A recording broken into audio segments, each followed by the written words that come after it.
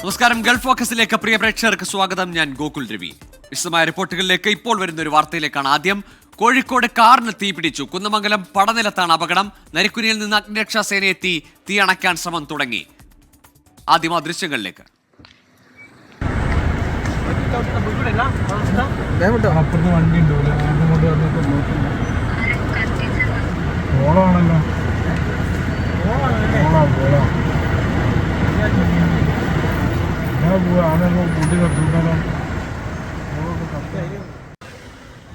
അഭിജിത്ത് മുഴക്കുന്നുണ്ട് കോഴിക്കോട് നിന്ന് വിശദാംശങ്ങളുമായി. അഭിജിത്ത്, കാർ പൂർണ്ണമായും കത്തി എന്ന് തോന്നുന്നു ഈ ദൃശ്യങ്ങൾ കണ്ടിട്ട്. കാറിനുള്ളിൽ ഉണ്ടായിരുന്നവർക്ക് സുരക്ഷിതമായി പുറത്തിറങ്ങാൻ കഴിഞ്ഞോ?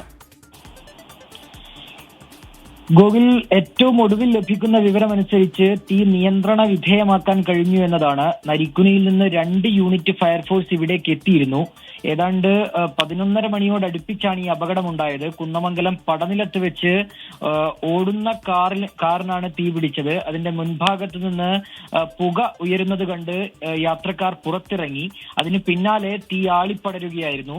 കൃത്യസമയത്ത് ഇവർ പുറത്തിറങ്ങിയതിനാലാണ് വലിയ അപകടം ഒഴിവായത്. പാലക്കാട് സ്വദേശികളായ 2 പേർ ഈ കാറിനകത്തുണ്ടായിരുന്നു എന്നാണ് നമ്മൾ മനസ്സിലാക്കുന്നത്. ഏതായാലും ഈ കാർ പൂർണ്ണമായും കത്തി നശിച്ചിട്ടുണ്ട്. ഷോർട്ട് സർക്യൂട്ടാണ് ഇങ്ങനെ ഒരു തീപിടുത്തം ഉണ്ടാകാൻ കാരണം എന്നുള്ളതാണ് പ്രാഥമിക നിഗമനം. നിലവിൽ തീ നിയന്ത്രണ വിധേയമാക്കാൻ കഴിഞ്ഞിട്ടുണ്ട് എന്നുള്ളതാണ് ഏറ്റവും ആശ്വാസകരമായ കാര്യം. ഗൂഗിൾ.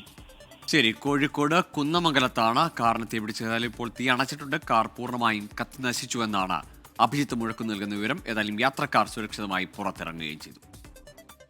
തൊഴിലാളികൾക്കായി ഹെൽത്ത് കാർണിവൽ സംഘടിപ്പിച്ച Dubai general directorate of residency and foreigners affairs സാമൂഹിക വർഷാചരണത്തിന്റെ ഭാഗമായായിരുന്നു നടപടി. തൊഴിലാളികളുടെ സംഭാവനകളെ ആദരിക്കുക, അവരുടെ ജീവിത നിലവാരം മെച്ചപ്പെടുത്തുകയും രാജ്യത്ത് സാമൂഹിക ഐക്യം ശക്തിപ്പെടുത്തുകയും ചെയ്യുക എന്നിവ ലക്ഷ്യമിട്ടായിരുന്നു പരിപാടി നടന്നത്. ദുബായ് അൽക്കൂസ് 4 നടന്ന പരിപാടിയിൽ രാജ്യത്തിന്റെ വിവിധയിടങ്ങളിൽ നിന്ന് ആയിരക്കണക്കിന് തൊഴിലാളികൾ പങ്കെടുത്തു. Dubai labour work regulation sector director colonel Omar Al മത്തോർ മുസൈന, കോർഡിനേറ്റർ മുഖദ്ദം ഖാലിദ് ഇസ്മായിൽ എന്നിവർ പരിപാടികൾക്ക് നേതൃത്വം നൽകി. തൊഴിലാളികളുടെ ക്ഷേമം ഉറപ്പാക്കുന്നതിനും അവരെ ആദരിക്കുന്നതിനുമുള്ള യുടെ പ്രതിബദ്ധത ഈ പരിപാടിയിലൂടെ വ്യക്തമാക്കുന്നതായി അധികൃതർ പറഞ്ഞു.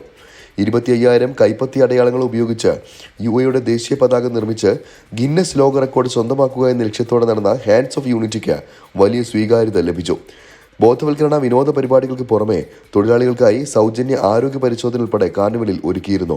കാർണിവലിൽ പങ്കെടുത്ത തൊഴിലാളികൾക്കായി വിമാന ടിക്കറ്റുകൾ, ഇലക്ട്രിക് സ്കൂട്ടറുകൾ, സ്മാർട്ട് ഫോണുകൾ തുടങ്ങി നിരവധി സമ്മാനങ്ങളും അധികൃതർ ഒരുക്കിയിരുന്നു. 24 ദുബായ്. ക്രിസ്തുവിന്റെ അന്ത്യാത്താഴത്തിന്റെ ഓർമ്മ പുതുക്കി ഗൾഫിലെ ക്രൈസ്തവ വിശ്വാസികൾ പെസഹ ആചരിച്ചു. വിവിധ ദേവാലയങ്ങളിൽ നടന്ന ചടങ്ങുകളിൽ നൂറുകണക്കിന് വിശ്വാസികൾ പങ്കെടുത്തു.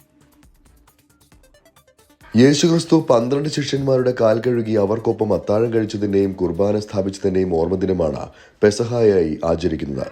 പെസഹ ആചരണത്തിന്റെ ഭാഗമായി മസ്കറ്റിലെ പ്രധാന ക്രിസ്ത്യൻ ദേവാലയങ്ങളിൽ കാൽ കഴുകൽ ശുശ്രൂഷകൾ നടന്നു. മസ്കറ്റിലെ മാർ ഗ്രിഗോറിയോസ് മഹാ ഇടവകയിൽ മലബാർ ഭദ്രാസനാധിപൻ മാർ പക്കോമിയോസ് ഗീവർഗീസ് മെത്രോപൊലീത്ത കാൽ കഴുകൽ ശുശ്രൂഷകൾക്ക് നേതൃത്വം നൽകി. മസ്കത്ത് മർത്താസ് മൂനി യാക്കോബായ സുറിയാനി ഓർത്തഡോക്സ് ദേവാലയത്തിൽ മാർക്കോസ് മോർ ക്രിസ്റ്റോഫറോസ് മെത്രോപൊലീത്തയും, Muscat Saint Mary's Yakobaya Suriyani Orthodox ഇടവകയിൽ ഇടവക മെത്രോപൊലീത്ത സക്കറിയാസ് മാർ പിലക്സിനോസും കാൽക്കഴുകൽ ശുശ്രൂഷകൾക്ക് നേതൃത്വം നൽകി. സൊഹാർ, ഗാല, റൂവി എന്നീ സ്ഥലങ്ങളിലെ ക്രിസ്ത്യൻ ദേവാലയങ്ങളിലും പെസഹയുടെ ശുശ്രൂഷകൾ നടന്നു. നാളെ രാവിലെ 8 മണി മുതൽ ദുഃഖ വെള്ളിയാഴ്ചയുടെ ശുശ്രൂഷകൾ വിവിധ ദേവാലയങ്ങളിൽ ആരംഭിക്കും. 24 ഒമാൻ. യേശുക്രിസ്തുവിന്റെ തിരുവത്താഴ സ്മരണ പുതുക്കി മാൾട്ടയിലെ ക്രൈസ്തവ വിശ്വാസികൾ. മാൾട്ട സെന്റ് മേരീസ് യാക്കോബായ സുറിയാനി പള്ളിയിൽ നടന്ന പെസഹ ശുശ്രൂഷകൾക്ക് യൂറോപ്യൻ ഭദ്രാസനാധിപൻ ഡോക്ടർ കുര്യാക്കോസ് മാർ തെയോഫിലോസ് മെത്രാപ്പൊലീത്ത മുഖ്യ കാർമ്മികത്വം വഹിച്ചു.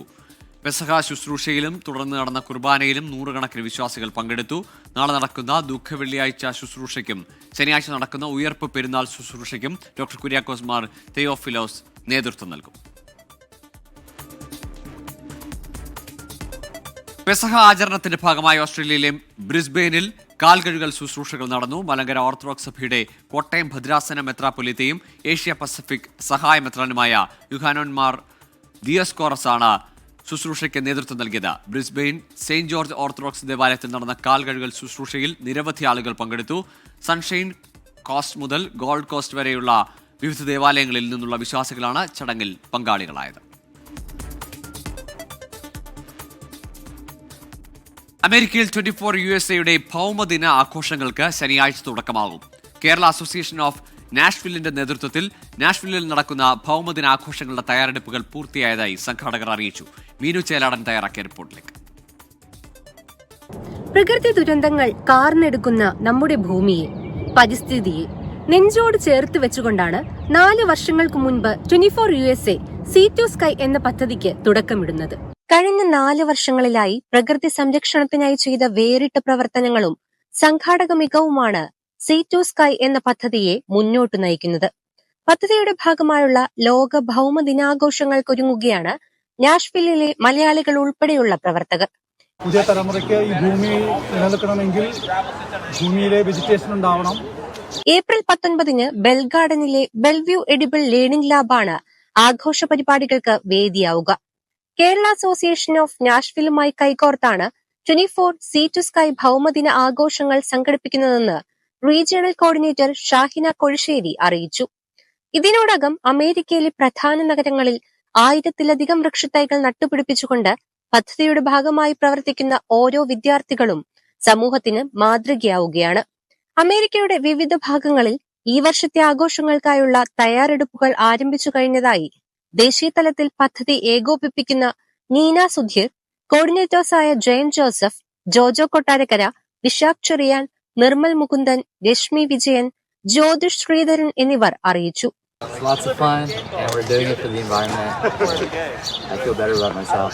മരം നമ്മൾ നിൽക്കുന്ന മണ്ണിനെ കൂട്ടിയുറപ്പിക്കാൻ മാത്രമല്ല നമുക്ക് വായു വരികയും കൂടെ ചെയ്യും.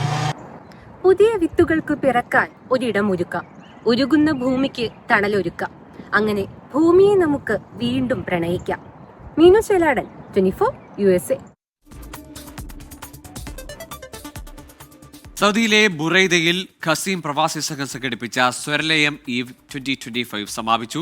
ഖസീം കൾച്ചറൽ ക്ലബ് ഓഡിറ്റോറിയത്തിൽ നടന്ന പരിപാടി റിയാദ് കേളി കലാ സാംസ്കാരിക വേദി മുഖ്യ രക്ഷാധികാരി KPM സാദിഖ് ഉദ്ഘാടനം ചെയ്തു. ഷാജഹാൻ ചിരവിള അധ്യക്ഷനായിരുന്നു.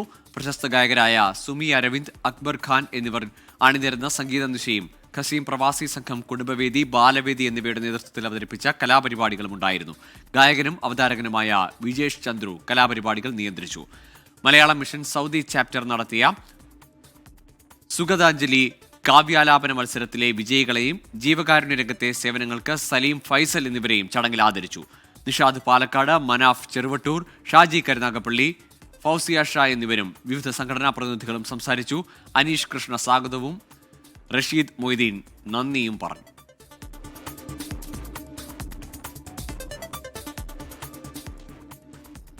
വിമർശനങ്ങൾക്ക് മറുപടിയുമായി ദിവ്യ എസ് അയ്യർ. മഴ പെയ്ത് കഴിഞ്ഞ് മരം പെയ്യുന്ന പോലെ ഇറ്റിറ്റ് വീഴുന്ന മഴത്തുള്ളികൾ ചിലമ്പുന്നതും പുലമ്പുന്നതും കേൾക്കാവുന്നു എന്ന് ഇൻസ്റ്റഗ്രാം പോസ്റ്റ്.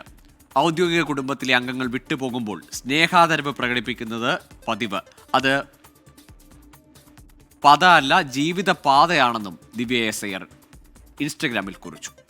ഗൾഫ് ഫോക്കസിലേക്ക് വീണ്ടും. ഓസ്ട്രേലിയയിലെ വിവിധ ദേവാലയങ്ങളിൽ നൂറുകണക്കിന് വിശ്വാസികൾ പെസഹയുടെ ഓർമ്മ പുതുക്കി.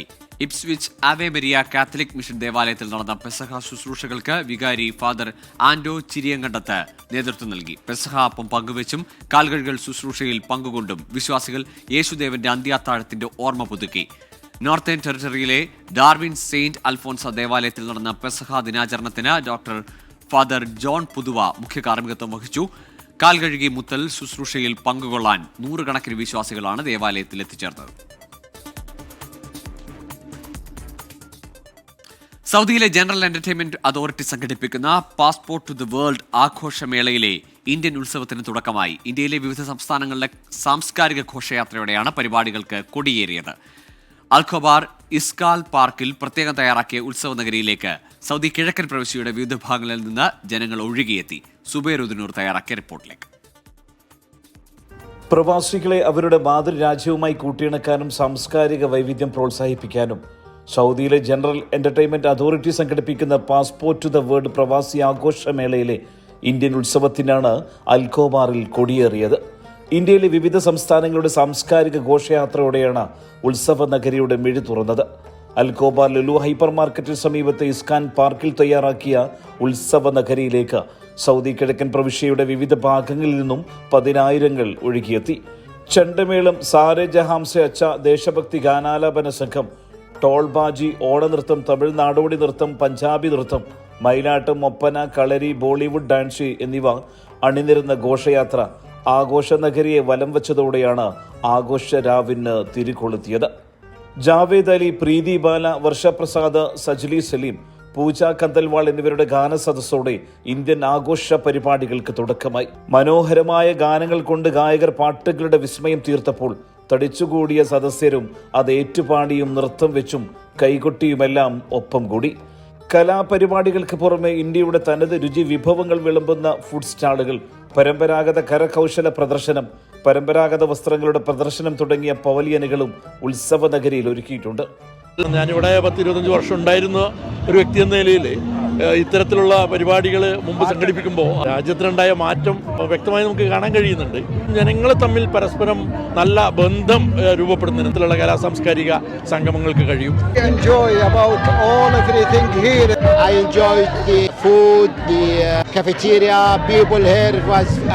വളരെ മികച്ച പ്രോഗ്രാം ആയിരുന്നു. സൗദിയിൽ തന്നെ ഇത് ആദ്യമായിട്ടാണ് ഇങ്ങനെ ഒരു മികച്ച പ്രോഗ്രാം ഞങ്ങൾ കാണുന്നത്. നാട്ടിലൊരു ഫീല് കിട്ടുന്ന ഒരു പ്രോഗ്രാമായിരുന്നു. ഗംഭീര പരിപാടിയാണ്. ഫ്രീ ആയിട്ട് നമുക്ക് ഇങ്ങനെ ഒരു എന്റർടൈൻമെന്റ് ഒരുക്കി തന്ന സൗദി ഗവൺമെന്റിനോട് വളരെ നന്ദിയുണ്ട്. അടിപൊളി എന്ന് പറഞ്ഞാൽ അടിപൊളി. സൗദി ഗവൺമെന്റിനോട് താങ്ക്സ്. ഒത്തിരിയധികം സന്തോഷപ്രദമായ ഒരു അനുഭവമാണ്. ഇനിയും ഇതുപോലുള്ള പ്രോഗ്രാംസ് സൗദി ഗവൺമെന്റ് വിദേശികൾക്ക് വേണ്ടി അറേഞ്ച് ചെയ്യുമെന്നുള്ള വലിയ പ്രതീക്ഷയോടെ ഞങ്ങൾ കാത്തിരിക്കുന്നു. ഒത്തിരി സന്തോഷം ഇങ്ങനെ ഒരു പരിപാടി പങ്കെടുക്കാൻ സാധിച്ചതിൽ. സൗദിയുടെ അടിപൊളി മാറ്റങ്ങൾക്കൊപ്പം നമ്മളും ഇനിയും മാറ്റങ്ങൾ സംഭവിക്കട്ടെ. നമ്പർ 1 മുംബൈ മൗജൂദ്, അറബി മൗജൂദ്, കേരള മൗജൂദ്, കൊല്ലം മൗജൂദ്, നമ്പർ 1 ഹിന്ദ്. ഫസ്റ്റ് ഡേ എന്തായാലും അടിച്ചു പൊളിച്ചു. പാസ്പോർട്ട് ടു ദ വേൾഡ് എല്ലാവർക്കും ഈസി ആയിട്ട് അക്സസിബിൾ ആണ്. ടിക്കറ്റ് ഇല്ലാത്തതുകൊണ്ട് എല്ലാവർക്കും ഒരുപോലെ എൻജോയ് ചെയ്യാൻ പറ്റും. എല്ലാ ദിവസവും ഘോഷയാത്രയോടെയാണ് പരിപാടികൾക്ക് തുടക്കമാവുക. സുബൈറുദ്ദീനൂർ, 24 ദമാം. വഖഫ് ഭേദഗതി നിയമത്തിൽ വിശദമായ മറുപടി നൽകാൻ കേന്ദ്ര സർക്കാരിന് 7 ദിവസത്തെ സമയം അനുവദിച്ച് സുപ്രീംകോടതി. കേസ് വീണ്ടും പരിഗണിക്കുന്നതുവരെ തൽസ്ഥിതി തുടരണമെന്ന് ചീഫ് ജസ്റ്റിസ് അധ്യക്ഷനായ ബെഞ്ചിന്റെ ഇടക്കാല ഉത്തരവ്. കേന്ദ്ര വഖഫ് കൗൺസിലിലേക്കും സംസ്ഥാന വഖഫ് ബോർഡുകളിലേക്കും മുസ്ലിങ്ങളല്ലാത്തവരെ നിയമിക്കില്ലെന്ന് കേന്ദ്ര സർക്കാർ സുപ്രീംകോടതിയിൽ പറഞ്ഞു. കേസ് അടുത്ത മാസം 5-ന് വീണ്ടും പരിഗണിക്കും.